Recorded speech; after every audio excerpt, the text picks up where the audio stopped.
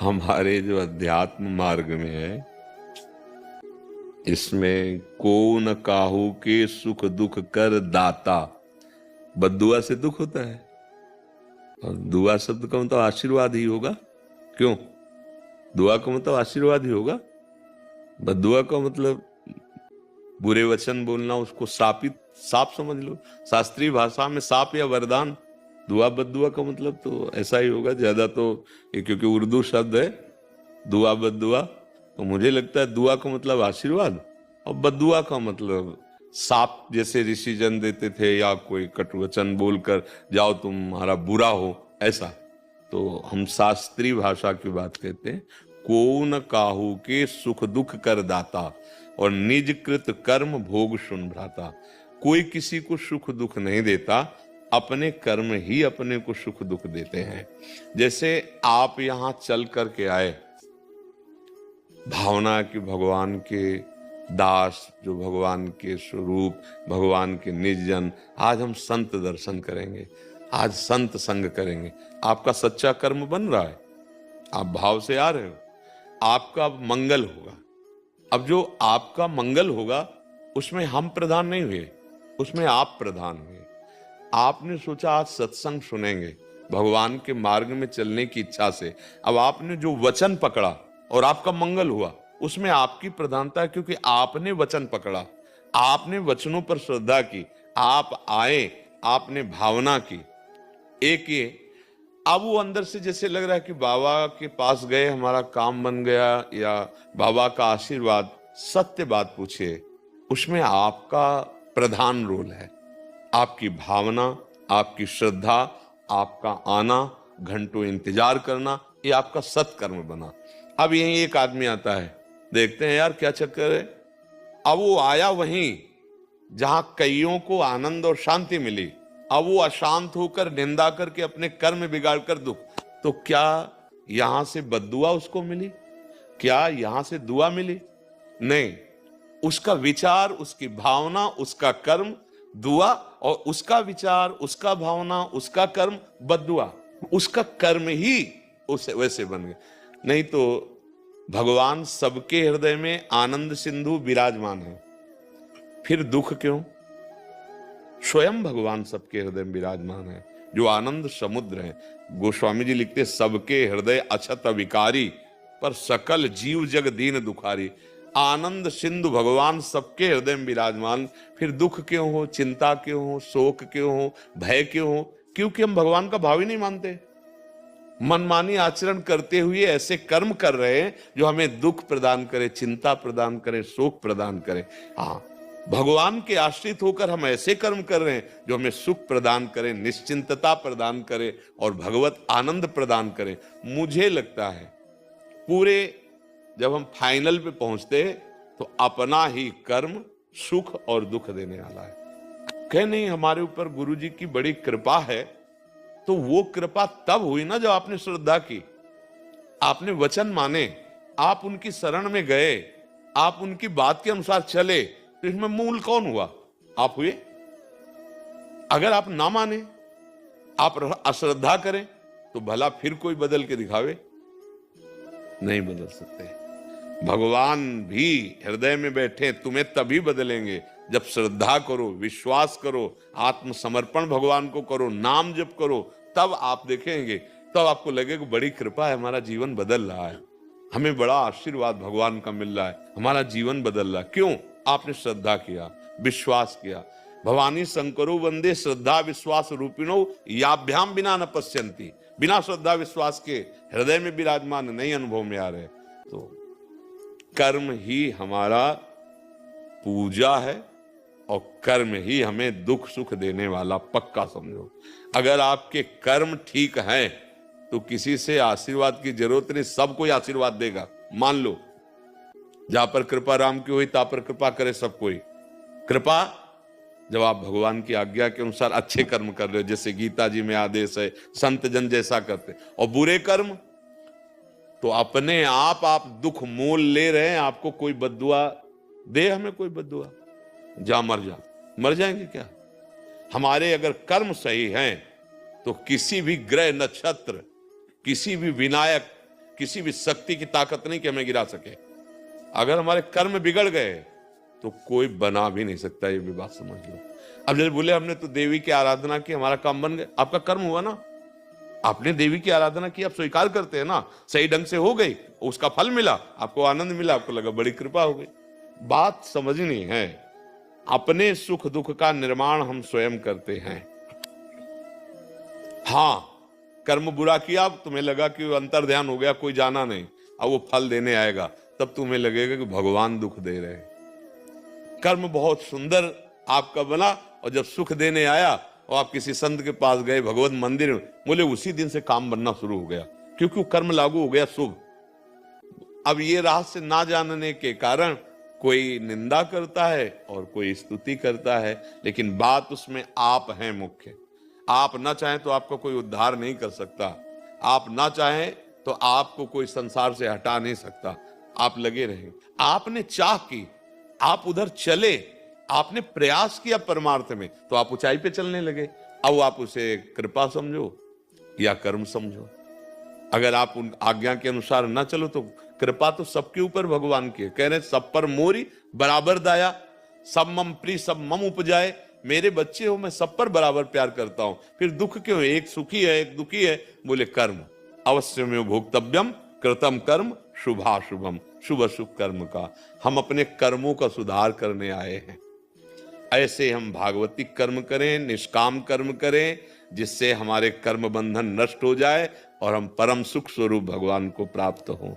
अगर हम कर्म सही नहीं करेंगे तो किसी का आशीर्वाद नहीं। जैसे एक प्रसंग आता है, दत्तात्रेय अवधूत भगवान के अवतार हैं दत्तात्रेय जी, और वो कार्तिवीर्य नाम का जो 1000 भुजा जिसको मिली थी, शास्त्रावाऊ अर्जुन हयवंशी, उसने दत्तात्रेय जी की आराधना की, बहुत सी सिद्धियां प्राप्त की, बड़ा प्रभावशाली राजा हुआ, बड़ा बलशाली, 1000 भुजाएं थी। उसी के जब आचरण बिगड़ गए, श्री जमदग्नि जी के आश्रम की गौ अपहरण की रोका गया, अंततोगत्वा जमदग्नि जी का उसने वध कर दिया, तो पूरे उस वंश का भगवान परशुराम जी ने विनाश कर दिया। एक स्वरूप भगवान का अवतार दत्तात्रेय, उसको रिद्धियां सिद्धियां प्राप्त बहुत थी। वही भगवान का अवतार परशुराम जी, उन्होंने उसका विनाश कर। अब इसमें दुआ और बद्दुआ आप विचार करके देखो। उसके अच्छे कर्म, दत्तात्रेय जी की सेवा, आज्ञा का पालन, तो सिद्धियां और वैभव, बल, यश, कीर्ति। और उसका बुरा कर्म, एक महात्मा के आश्रम में मनमानी, उद्दंडता और भारी अपराध जो नहीं करना चाहिए, वो बड़ा अपराध, उसके वंश का विनाश। अब किस किस में बद्दुआ कहोगे, किस किस में दुआ कहोगे, वंश का विनाश। अब किस किस में बद्दुआ कहोगे, किस किस में दुआ कहोगे कि दोनों भगवान हैं। दत्तात्रेय जी भी भगवान के अवतार, परशुराम जी भी भगवान के अवतार। तो समझ रहे हो ना, अगर इसमें फाइनल में आप विचार करके देखो तो उसके कर्म हुए ना, उसकी उन्नति का कारण उसका कर्म, और उसकी अवनति का कारण उसका कर्म। तो मुझे तो यही लगता है, भगवान आदेश करते हैं कर्मण्येवाधिकारस्ते मां फलेषु कदा, तुम अच्छे कर्म करो, फल की आशा न रखो, क्योंकि योगक्षेमं वहाम्यहम्, मैं स्वयं तुम्हें जो अप्राप्त है वो प्राप्त कराऊंगा, प्राप्ति की रक्षा करूंगा। कर्तव्य कर्म का पालन करो। तो हमें तो ऐसा अभी लगता है कि हमें कोई दुखी सुखी नहीं कर सकता, हमारे विचार, हमारे कर्म ही हमें दुखी सुखी करते। यदि हम भजन करें, अच्छे कर्म करें, भगवान का आश्रय ले लें, तो कोई हमें दुख प्रदान नहीं कर सकता। तभी तो जो भक्त जन है, बड़ी बड़ी दुख परिस्थितियों में भी प्रसन्न मुद्रा में आनंदित देखे जाते हैं, क्योंकि वो इन कर्मों को भगवान को समर्पित करके भगवद आश्रित हो गए। तो कोई भी दुख उनको छू नहीं पाता। मन ही तो दुख सुख का भोगता है, और मन भगवान चुरा लेते। भगवान का एक नाम है मन चोर। अब मन भगवान में लगा हुआ है, आनंदित है, शरीर में पीड़ा है, बाहर लोग निंदा करें या अपमान करें, उसको कोई फर्क नहीं पड़ता। तो हम अपने कर्मों को सुधारें, अपने आचरणों को सुधारें। सबसे बड़ा कर्तव्य कर्म पूजा यही है। जो भगवान आदेश कर रहे हैं कि ये ना करो, वो हम ना करें। जो संत जन आदेश करते हैं, जो हमारा हृदय कहता है कि ये पाप है मत करो, वो ना करो, कभी दुख नहीं आएगा। कभी दुख नहीं मिलेगा। अब ये शरीर रच गया वो तो आएगा, लेकिन अगर सही आचरण करोगे, नाम जप करोगे, सब ठीक हो जाएगा। हमको ही नाम जप करना पड़ेगा, हमको ही अपने आचरण सुधारने पड़ेंगे, तभी आशीर्वाद सबका अपने आप मिल जाएगा। और हम बुरे आचरण करेंगे तो कोई भी आशीर्वाद काम भी नहीं करेगा। दत्तात्रेय जी का आशीर्वाद काम नहीं किया, वही परशुराम जी के रूप में अवतरित होकर उसे नष्ट कर दिए। इसलिए कर्म ही प्रधान है। हम अच्छे कर्म करने वाले बने और वो कर्म भगवान को समर्पित कर दें, और उन कर्म के करने में अहंकार न करके सोचे कि भगवान की कृपा से हो रहा है, संतों की कृपा से हो रहा है, तो अहंकार नहीं आएगा। बहुत बढ़िया मार्ग हमारे हृदय में भागवतिक प्रकाशित हो जाएगा, जिसे भगवदानंद परमानंद। हिसाब किताब वाला रजिस्टर फट जाता है। आप गौर से नहीं सुना होगा, अगर सुनते तो प्रश्न नहीं आता। जब हम नाम जप करते हैं तो सबसे पहले नाम संचित कर्म को भस्म करता है, जिसे हम कई बार गोदाम कहकर, कर्मों का गोदाम, क्योंकि शास्त्रीय भाषा न समझ पावे तो उसको अपनी सहज भाषा में संचित कर्म कहते हैं। जो हम करोड़ों असंख्यों जन्मों में पाप पुण्य किए हैं, उसका एक गोदाम है हमारा भगवान के हिसाब में, वो सब जमा है। जब हम भगवान का आश्रय लेते हैं, नाम जब शुरू करते हैं, तो उसको नष्ट किया जाता है पहले। अब वो समय लगता है, हर पेज डिलीट हो रहा है तुम्हारा, जितना नाम चल रहा है। ये जो शरीर बना है, भजन तो हम आज शुरू किया है इसी शरीर में आके ना, लेकिन जब शरीर बनाया गया था तब दो कर्मों से इसे बनाया गया है, पाप और पुण्य दोनों से मिश्रित। हमारे कुछ पाप ले लिए गए और कुछ पुण्य ले लिया गया, और उससे मेरे मानव देह की रचना ये की गई कि जिससे ये अब भजन करके ये सब मिटा दे और भगवत प्राप्त हो जाए। अब इस शरीर में जो पाप कर्म वो अपना प्रभाव दिखाएंगे, रोग रूप में, एक्सीडेंट हो जाएगा, हाथ टूट गया, पैर टूट गया। साधु है, भजन करता है, उसको ये कष्ट भोगने पड़ेंगे, क्योंकि प्रारब्ध बन चुका है। भजन हम आज कर रहे हैं, अब ये आज का भजन संचित को भस्म करेगा। वहां रजिस्टर को, ये रजिस्टर से निकला हुआ है, ये रजिस्टर नहीं है, ये तो भोग में आ चुका है, वो आएगा। भजन का फल होगा कि भोगने की सामर्थ्य मिलेगी, आप उबोगे नहीं, और पूर्व संचित को भस्म कर दिया। अब नए जो कर्म हमारे हो रहे, नई फसल हो रही, ये बहुत बढ़िया हो रहे हैं। हम नाम जप कर रहे हैं, बुरे आचरण नहीं कर रहे, और इसे भगवान को समर्पित कर रहे हैं। ये निष्फल, मतलब मुझे बांधेगा नहीं, मुझे दंड नहीं देगा, भगवान को समर्पित, वो भस्म। और ये जो भोग है ये निष्प्रभावित। जैसे संसारी आदमी विकल हो जाता है रोग आदि में, कष्ट आदि में, ऐसा भक्त विकल नहीं होता। बड़े बड़े संतों के जीवन में देखो, बड़ी बड़ी विपत्तियां आई हैं शरीर की, तो भस्म नाम कर दिया संचित को। नाम ने जो आगे का है वो लिखा ही नहीं जाएगा, पीछे का लिखा भस्म हो गया, पर जो लिखा पढ़ी के बाहर आ गया है, इसको भोग लेते। कोई अभी कोई कर्म गलत हो गया है, हाँ, ये भस्म हो जाएगा। हाँ, अभी भस्म हो जाएगा। जहां आप भजन करोगे तो जलोगे।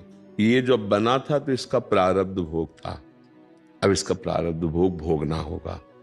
अगर हम भजन का प्रयोग इस प्रारब्ध के मिटाने में करेंगे तो हम मृत्यु पर विजय नहीं प्राप्त कर पाएंगे।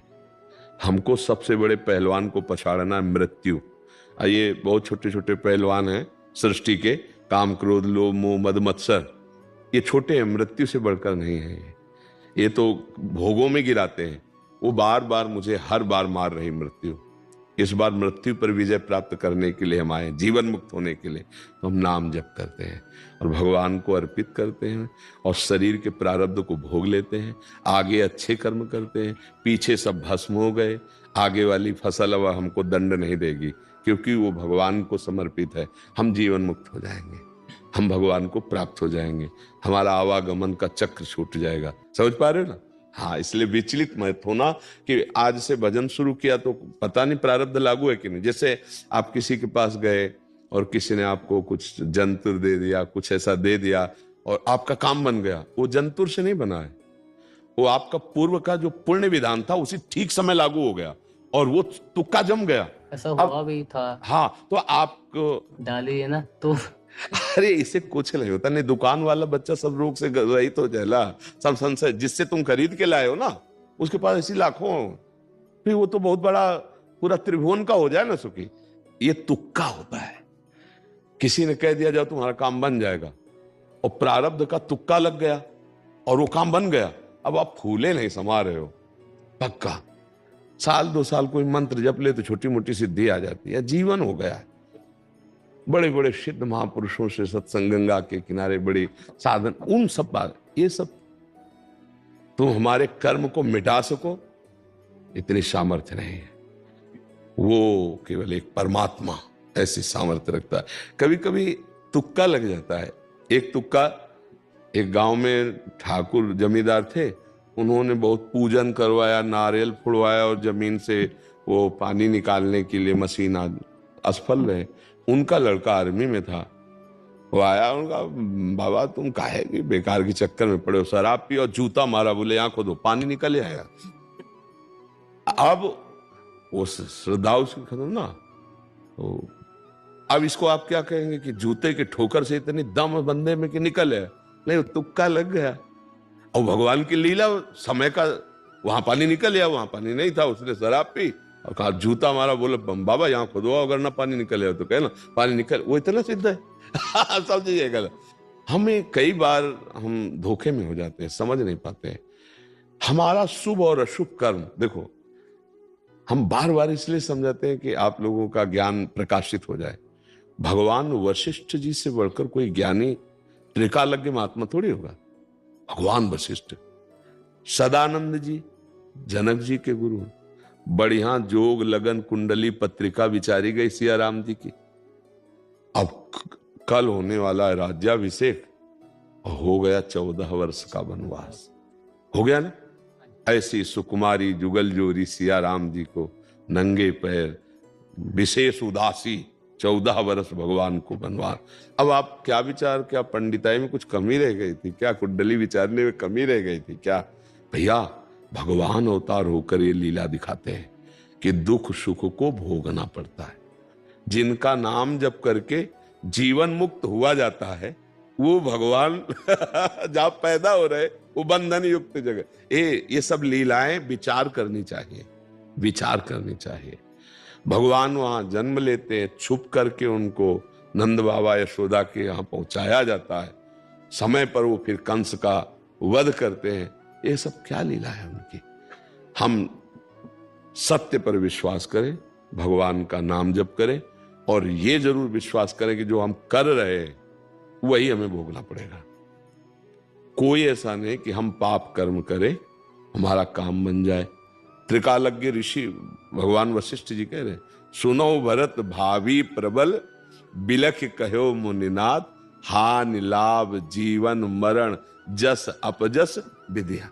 दशरथ जी पधारे थे तो वशिष्ठ जी की ताकत थी, जिला सकते हैं, क्योंकि भगवान का वो स्वरूप बोध महापुरुष हैं, वो ऐसा, लेकिन नहीं किया।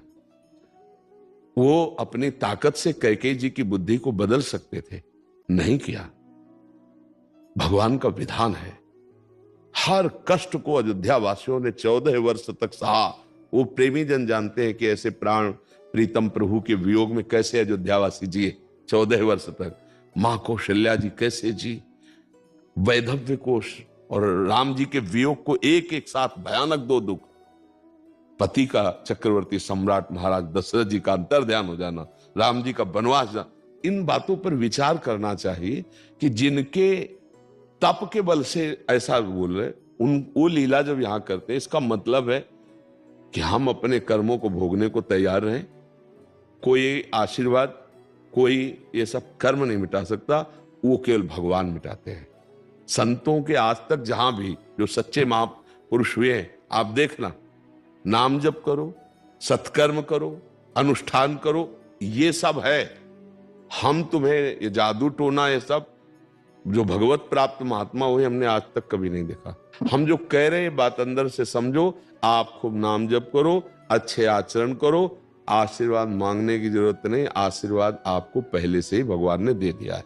मनुष्य जन्म दिया, साधु समागम दिया, ये उनकी कृपा नहीं है।